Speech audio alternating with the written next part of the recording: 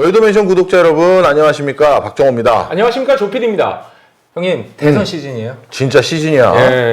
뭐 드디어 뭐 대선 토론도 시작됐고요. 우리 그 대선 시즌에 항상 그 핫한 이슈는 언제나 부동산이에요. 맞아. 부동산 정책에 따라서 뭐 대선 누가 대통령이 되냐 안 되냐 우리나라 굉장히 중요하잖아요. 이슈잖아요. 그 분석해 주실 때가 된 것 같아서. 맞아. 근데 올해는 내가 일단 대놓고 분석이 지금 어려워. 이 이유가 첫 번째는 내가 그 후보들의 정책에 대해서 이건 이렇다 저건 저렇다 이렇게 얘기해버리면 공정성이 좀 훼손될 수 있잖아. 그래서 대놓고 언급을 못해. 그게 하나가 있고, 두 번째는 오늘 녹화한 게 언제 우리 유튜브 채널에서 나갈지 모르겠지만 아직까지 공약이 안 나온 사람들이 태반이에요. 그래서 지금 녹화 시점에 아직까지 공약이 안 나왔기 때문에 통상적으로 대선 때 부동산 정책은 어떻게 나오고 대선 끝나고 난 다음엔 어떻게 되는지를 얘기를 해드리려고요. 오늘 그걸 얘기를 하려고요. 네. 사실 저희는 초반에는 부동산 대특집으로 한 30부작 하지 않았나요? 네, 굉장한 뭐 대작이었죠. 대작을 했어요. 네. 부동산이라는 건 이런 것입니다. 한번 쭉 해드렸어. 그때 뭐라고 얘기를 했냐면, 자가 보유율이 60%가 넘어가는 국가에서는 더 이상 큰 리더십이 되길 희망하는 사람들이 기존 집값 반토막으로 내놓겠습니다. 그래서 이 반토막으로 만들어서 주거 안전 확보하고 집 사겠다는 사람 싸게 집 살 수 있게 해드리겠습니다라는 공약은 기대선 안 된다. 유효하지 않은 공약이구나. 왜 그런지 내가 설명했잖아. 네, 그렇죠. 얘기 좀 해드려. 자가 보유율이 60%가 넘었다는 거는 뭐 유권자 중에 60% 이상이 집을 갖고 있다는 얘기인데 집값을 잡겠다는 얘기를 좋아할 만한 사람이 없어요. 맞아. 그리고 그 집이 이미 내 집도 아니거든. 아니야, 왜냐면 10수년 아직 갚아야 된단 말이야. 네, 그렇죠. 그런데 아직도 내 집도 아니고 저 앞마당은 저기 뭐냐, 우리은행 거고 화장실은 새마을금고 건데 이걸 반토막을 내놓겠다? 그런 후보를 어느 사람이 뽑겠냐고. 그 다음에 이 집이라는 건 내 재산이 아니야. 누구 재산이야? 가족 재산이야. 우리 큰아들 장가 갈 때 결국 이 집 팔아서 뭐라도 좀 해주고, 그리고 우리도 전세 가서 살려고, 아니면 외곽으로 나가서 좀 외진데 이제 자가로 살거나 그걸 하겠다는 나이 드신 부모님들도 계신데, 이게 우리 집의 재산인데 이걸 반토막을 내놓는다고 했을 때 누가 좋아하겠냐는 거야. 그래서 역대 모든 대통령 선거에서는 기존 집값을 떨어뜨리는 보유세를 올리겠다라든가 중과세를 때리겠다라든가 상속 증여를 더하겠다라는 공약은 없어. 없어. 그러면 역대 모든 정권에서 대통령 당선했던 사람들이 부동산 공약으로 제시했던 게 뭘 것 같아? 뭐가 있죠? 집 없는 사람들이 그래도 40% 이상 있는 거 아니야. 네. 사실 서울은 집 없는 사람 비중이 더 높아. 그럼 그 사람들은 그러면 유권자 아니냐? 그 사람들에게도 뭔가 당근책을 줘야 그 후보를 뽑을 거 아니야. 뭐 임대차 계약과 관련된 거?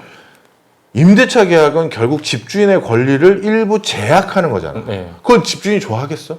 임대차 계약 맺은 사람들에게 뭐 10년 동안 그걸 갱신할 수 있는 권한을 주겠다. 2년인 걸 누가 좋아하겠냐? 그럼 결국 뭐야? 조금 먼 곳에 새로 대규모 아파트 단지를 지어드릴게요. 신도시 관련된 거? 그렇지. 거기 지어드릴 테니 거기서 왔다 갔다 하시면서 편하게 출퇴근할 수 있도록 또 지하철도 놔드릴 테니 거기 가서 사시는 게 어떨까요가 그 다음 행보들이라고. 역대 진짜 전부 다 기존 집값 건드리지 않고 신규 주택 공급하겠다는 거야. 뭐 이게 특정 정권만 얘기하면 또 오해하니까 옛날부터 한번 보면 이명박 대통령은 뭐라고 했냐면 보금자리 주택 150만 호 공급해드리겠습니다. 이게 가장 큰 공약이었고, 두 번째가 재건축 규제를 완화해드리겠습니다. 그래서 또 공급 확대와 시장 활성화야. 박근혜 정부 규제 완화하겠습니다. 맞춤형 지원해드리겠습니다. 그래서 DTI, LTV 대표적인 부동산 관련해서 집 사는데 규제책이지. 그렇죠. 그런데 살 수 있게 도와드릴게요. 이 DTI하고 LTV 규제 완화, 이거 바로 박근혜 정권 때 들고 나온 거야. 그 다음에 문재인 정부 때 어떻게 했느냐? 3기 신도시 개발 발표했었잖아. 네. 바로 이처럼 많은 정권들이 일반적으로 공급을 더 하겠다고 해. 그런데 딱 하나 예외가 있었어. 노무현 정권 때.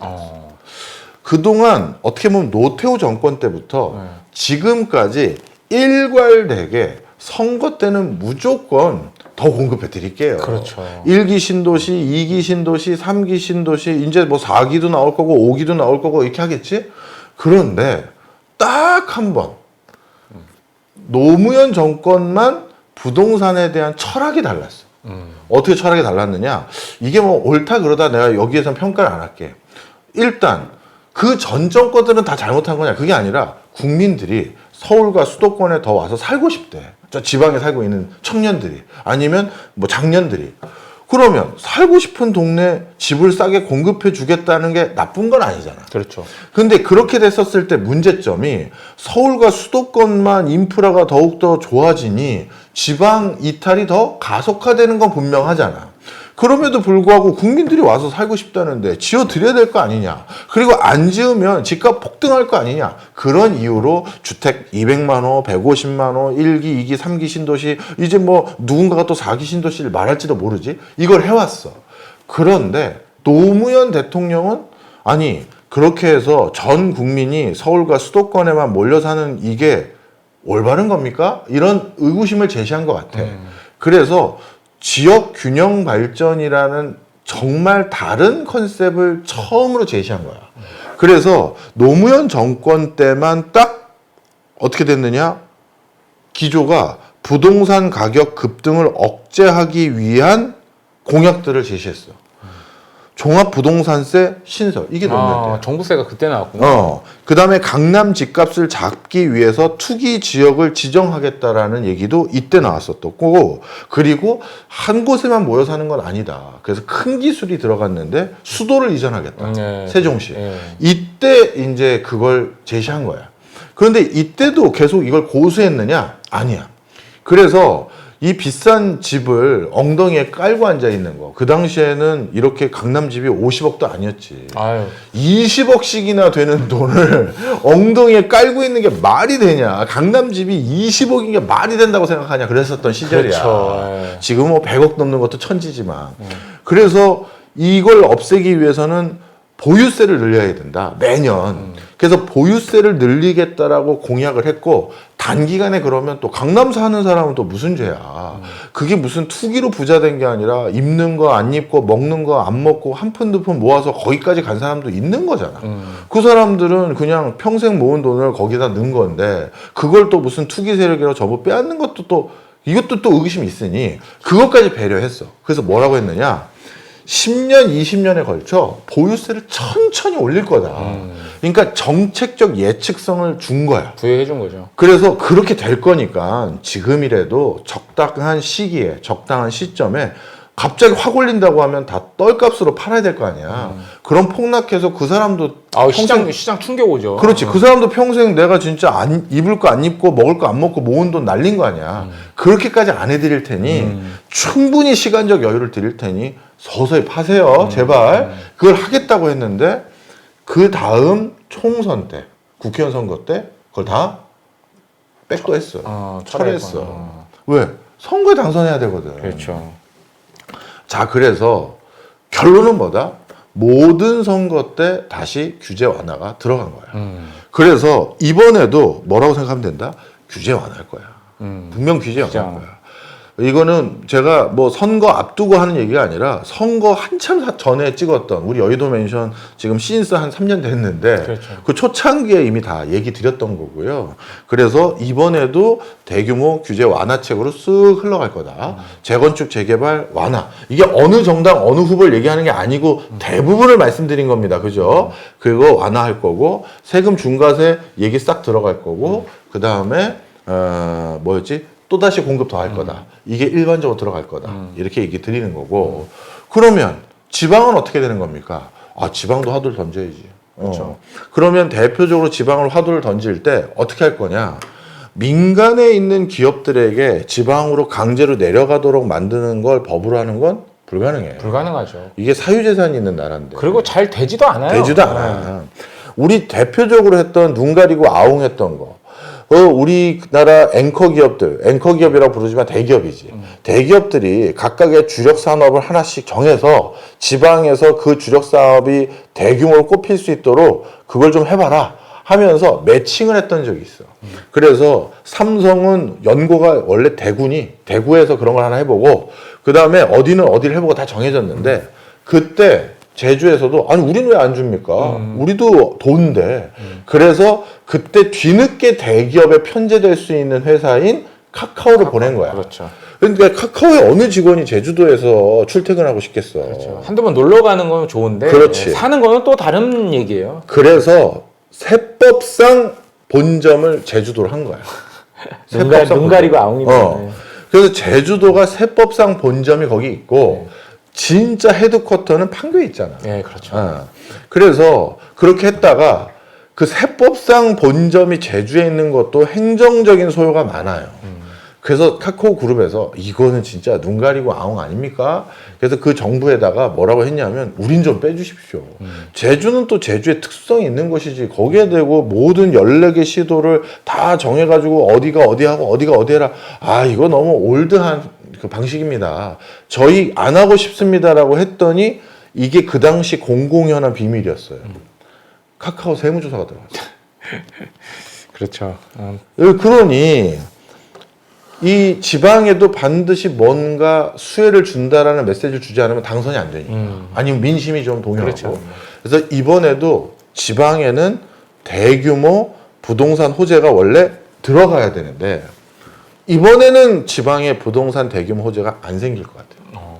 왜냐하면 지방의 부동산 호재는 그동안 어떻게 만들어져 왔냐면 대통령 후보자들이라는 사람들 아니면 그런 큰 꿈을 가진 사람들이 대선 시즌이라는 건 통상적으로 1년이야. 그렇죠. 그 1년 동안 지방 곳곳을 순회 공연을 해. 저기 도단이 한 번 가는 게 아니라 예를 들어서 경북이면 상주시 갔다가 문경 갔다가 영주 갔다가 안동 갔다가 이렇게 되고 저기 전라도면 광주 갔다 나주 갔다 뭐 저기 익산 갔다 목표 갔다 이렇게 되는 거야. 그럼 그 동네마다 지자체잖아. 그럼 그 지자체 상공에서 따로 있고 지자체장 따로 있고 거기 국회의원 따로 있으니 그 사람들이 우리 동네에서 표 받고 싶으면 우리 수건 사업이 이런 건데 도와주실 거냐 물어보고 저 후보가 도와준대 하면 찍겠다 이렇게 되는 거야. 그러면 그 동네에서 먼저 우리 동네에 대통령 후보 지나갈 때 우리가 그 사람 손에 쥐어줄 걸 정해야 되지 않겠습니까? 하면서 그 숙려하는 기간이 필요하지. 근데 그 숙려하는 기간만 있어서 끝나는 게 아니라 그게 나름대로 타당성이 있다는 걸 그 사람에게 손에 쥐어줘야 돼. 그걸 쥐어주려면 나 같은 전문가들 데려다 놓고 경제성 분석시키고 이 사업이 가능한 사업임을 좀 설명해 주십시오. 그런 아주 정치한 보고서를 만들어서 그 사람들에게 전달해 주길 바랍니다. 이걸 해야 되거든. 그래서 사실 너 나랑 어느 지자체 같이 갔었잖아. 예, 알죠. 예, 갔다 온 적이 있었죠. 예. 그래서 거기 갔더니 그 지역 유지들이 우리는 이런 사업 희망하는데 박 교수님이 이런 거 경제성 분석 잘 하신다고 하던데 이걸 좀 해주시면 다음번 대통령 후보 지나갈 때 우리가 그 사람 손에 쥐어주려고 한다. 이렇게 하는 거잖아. 그 식당에서 맞아. 그래. 그거 있잖아. 그리고 너랑 나랑 우리 명성 PD랑 갔던 데도 셋이 갔던 데도 있었고. 예, 그렇죠. 둘만 갔던 데는 진짜 산 넘어 가가지고 거기 군청. 휴대폰이 안 터지는 데가 있더라고요. 휴대폰 안 터졌지. 그 당시에는. 한국입니다. 10년도 안 됐어요. 휴대폰 안 터지는 그 군 소재지인데 부군수님이 그때 밥 사줬잖아요. 예, 그렇죠. 부군수님이 밥 사주면서 이거 중요한 사업이고 막 하면서 역설을 하셨다고. 자, 그런데 그거를 그렇게까지 해야 될 게 뭐냐 하면 그 대통령 후보 100대 공약집에 들어가야 돼. 100대 공약집 안에 들어가면 예비 타당성 조사라고 해서 그 KDI에서 그렇죠. 또는 기재부에서 이거 경제성이 없어서 할 수 없습니다. 이 소리를 하는 그게 예비 타당성 조사라는 건데 예타 하잖아요. 그거를 바이패스 할 수 있어. 이건 대통령이 국민에게 약속한 거야. 무조건 해야 돼. 그러면 통과돼. 예타를 면제해요. 면제할 수 있어. 그래서 예타 면제가 될 수 있는 주요 근거에 들어가야 되기 때문에 그 수많은 지자체의 그 나름대로의 그 뭐랄까 수건 사업들 중에 이게 100선 안에 들어가면 무조건 하는 사업이 되는 거거든. 그걸 만들어 달라고 그때 우리 같이도 가고 한 거야. 자, 그런데 그 기간이 사라져 버렸잖아. 그렇죠. 조기 대선 네. 60일. 예. 그럼 60일 동안 그 보고서 못 써. 못 써죠. 예. 그러면 옛날에 했던 보고서 달고 나와서 우린 이거 원하는 거였던 건데 예전에 우리 이걸 안 해주셨다. 이런 것만 짜친 것만 나올 수가 있어. 근데 그게 딱 보면 지금 AI 시대에 그리고 트럼프 관세 부과하는 새로운 판도에 안 맞는 거야. 그래서 이게 그대로 적용하기도 쉽지가 않아요. 그리고 지금 아직까지의 여론 상황은 한 분이 압도적으로 지금 지지율이 높은 상황이야. 그지? 네. 그러면 어떻게 되냐면 무리수를 둘 필요가 없어져. 생각을 해봐. 네, 그렇죠. 박빙이면 네. 우리 10만 명 때문에 대통령 되고 안 되고가 된다. 큰 거 한 방 필요하다 지금. 그러면 어느 지자체 딱 10만 명 거기서 잡아오면 내가 대통령 당선인이야. 야, 이거는 지난 20년 동안 경제성 없어서 못했던 거잖아. 야, 이번에 내가 해준다고 해. 이 소리가 나와. 박빙이면. 그러면 진짜 당선이 되니까. 그래서 그게 나는 사실 박빙인 선거를 나는 사실 좋아하지 않아. 왜냐하면 박빙인 선거는 무리수가 꼭 생겨. 공수표 난발하죠. 공수표를 안 바래. 네. 그런데 국민들의 마음이 그게 원하지 않는 분도 계시겠지만 한 사람이 이번에는 대부분 국민들이 누구로 결정한 것 같습니다라든가 이번에는 국민들이 어느 정당이 좀 잘못했으니 이번에 한번 쉬쇼. 왜 이번에 이쪽에 기회를 줘야겠네. 자네들이 이번에 잘못했어. 이렇게 해서라도 그 사람이 마음에 안 들더라도 그 정당을 좀 찍는 마음으로 이렇게 했다라든가 이러면 공수표가 덜 나와. 그래서 이번에는 어느 후보도 공수표를 많이 안 던질 거야.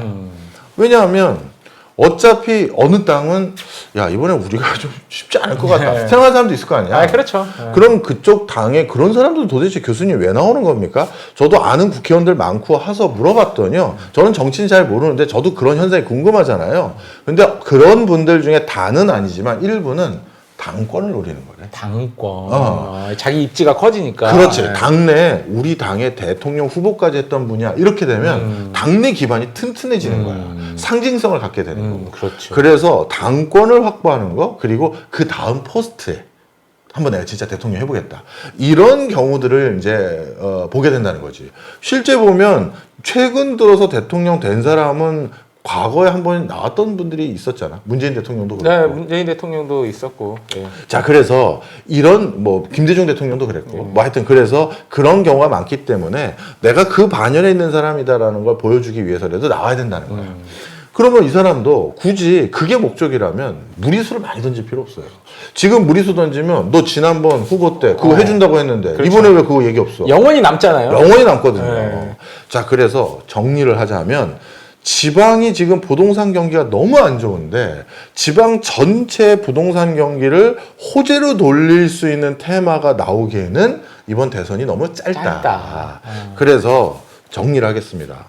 서울과 수도권은 더 살겠다는 사람도 있고 이미 수도권과 서울을 잡아야 대통령이 돼요. 거기에 집값에 대해서 뭔가 떨어뜨리고 나서 대통령이 될 수 없다. 집값은 견실한 안정세로 조금씩 상승하는 그 기조를 그림을 그릴 수 있는 그렇게 상상할 수 있도록 유권자들에게 유도하고 집 없는 사람들에게는 뭔가 새로 공급을 더 해드리겠다. 그리고 정책 자금으로 싸게 그 집을 살 수 있는 정책 자금 지원 체계를 더 제공해 드리겠다. 이게 하나의 축이고 그 다음에 지방은 이번에는 한 텀 쉴 것 같다. 이렇게 보면 돼. 자, 그 다음이야. 그러면 또 이렇게 집값 천정부지로 오르기만 하는 겁니까? 그 다음이 재밌어. 대통령이 당선되고 나면 그런데 호재들을 잔뜩 쌓아놨잖아. 그럼 그 호재들은 시장에 또 반영될 거 아니야. 그럼 집값이 또 돌겠지. 그렇죠. 그래서 올라. 그럼 그때부터 집값 오르는 거와 처절한 싸움부터 시작하는 거야. 부동산 규제책 다시 때리고 토어제 다시 묶어버리고 다시 무슨 중과세 때리겠다라고 하면서 하는 거는 대부분 당선된 이후에 나오는데 이게 벌써 우리 몇 번째니? 야, 역대 지금 내 머릿속으로 5번째 대통령째 이렇게 될 수도 있을 것 같아. 그래서 국민들의 학습 효과가 생겼어. 야, 또 당선됐다고 제가 또 말 바꾼다. 기다리자. 기다리자. 다음 선거 때까지. 소위 얘기해서 이제 약발이 안 먹히는 거죠. 그리고 이 정권이 평생 영구 집권하는 나라야, 이 나라가. 여기 뭐 한 당만 있는 나라야. 그렇죠. 왔다 갔다 했어. 최악의 경우 5년 아니라 10년 기다리지 뭐. 아파트 어차피 평균 한 번 취득하면 기다리는 시점이 한 번 보유하면 계속 그 집을 가지고 있는 홀드하는 기간이 8년 가까이 돼. 그럼 두 차례 대통령은 지켜보는 사람들이 태반이라는 거야. 그렇죠. 그러다 보니까 아유 또 중간에 뭐 얘기 나오고 괴롭힌다고 하는데 기다리자 이렇게 하면서 시장에서 매물이 빠지는 거야. 10년 동안 10억 버느니 그냥 10년 동안 그냥 기다리는 거예요. 맞아. 10년 동안 10억을 모으는 것보다 그냥 10년 동안 기다리는 게 낫다. 그렇게 생각한다는 거지. 자, 그래서 이번에는 그러면 저도 정치가들을 뭐라고 못 하겠더라고. 왜냐하면 당선이 돼야 되잖아. 당선이 돼야 되잖아. 그렇죠. 그러니 내가 정치가라면 그러면 기존 집값 반값 떨어뜨리겠습니다라는 얘기가 쉽게 나올 거냐? 못 나오지. 나 이해는 해. 이해는 하는데 그렇게 제가 감언이설 하는 게 나라 꼴이 되겠습니까? 솔직하게 얘기하면서 선거에 임하는 사람을 기대하기에는 내가 너무 순진한 건가? 하여튼 내가 100% 상황은 이해하는데 이번만큼은 당선이 된다 하더라도 그 다음에는 너무 오르지 않았느냐. 그러면 지금 너무 올랐던 집들은 조금만 쉬어주십시오. 떨어뜨리기까지는 나도 기대하지 않고 조금만 쉬어주시고 그리고 다른 대안을 좀 우리 찾아보자. 진짜 서울만 몰려있는 것도 맞지 않는 것도 사실이고. 그렇죠. 그리고 청년들이 내 집장만 또 뭐 결혼하는 거, 뭐 가족을 구성하는 거 이걸 포기해버리면 국가의 미래가 없는 것도 사실이니까. 그래서 이런 것들도 어떻게 대비할 수 있는지 조금만 시간을 좀 주고 그래서 그게 단번에 대안이 안 나올 수는 있지만 거기에 대해서도 당선되고 난 다음에 누가 됐던 아직 모르는 거니까 좀 대안을 좀 적극적으로 제시해 주셨으면 좋겠다. 생각이 서로 다를 수는 있습니다. 하지만 저희는 기본적으로 대한민국 국민이고 대한민국이 잘 되길 바라는 사람들이에요. 예, 그래서 뭐 생각이 다른 걸 가지고 뭐라고 할 건 없고 저희도 뭐 대한민국이 어느 분이 돼도 훌륭한 나라로 계속 이렇게 이어졌으면 좋겠어요.